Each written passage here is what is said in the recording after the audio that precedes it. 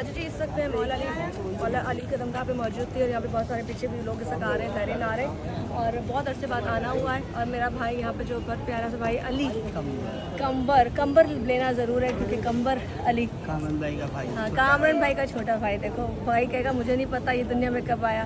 तो खैर हम यहाँ मौजूद थे।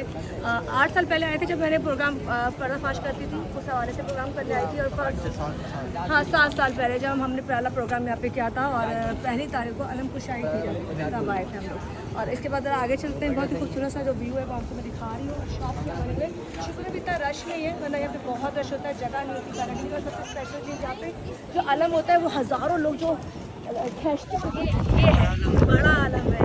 और उस वक्त जब पहली तारीख होती है तो वो अलम को जब जितने भी यहाँ के ज़ायरीन होते हैं वो जब उसको खींच लगा रहे होते हैं वो मंदिर देखने वाला होता है।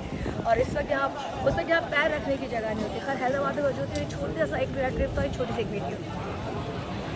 ले लिया आ जाओ।